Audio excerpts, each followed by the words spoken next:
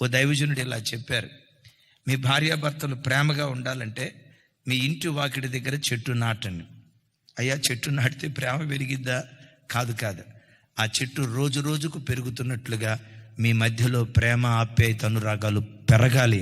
ఆ చెట్టు పెరుగుతున్నప్పుడల్లా మీరు జ్ఞాపకం తెచ్చుకోండి, మా మధ్యలో భక్తి పెరగాలి, విశ్వాసం పెరగాలి, ఐక్యత పెరగాలి, ప్రేమ పెరగాలి. ఆ చెట్టును చూసినప్పుడల్లా పాఠం నేర్చుకోండి. అలాగని ఈ వాక్యం విని చెట్టు నాటుకునేరు కాక. గమనించండి, కుటుంబాల్లో ఎట్లుంటుందో చెప్పంటారా?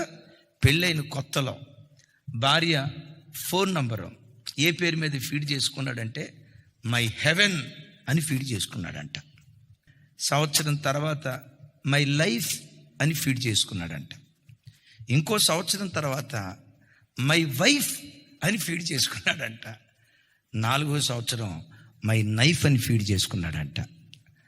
చివరికి 10వ సంవత్సరంలో రాసుకున్నాడంట. లాస్ట్కి వచ్చేసరికి 10వ సంవత్సరం ఏమి రాసుకున్నాడో తెలుసా? ది హెల్, నరకం అని రాసుకున్నాడట.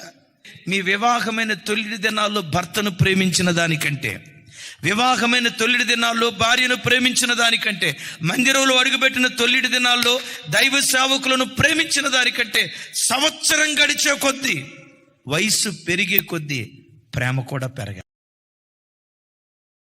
Download ShareChat.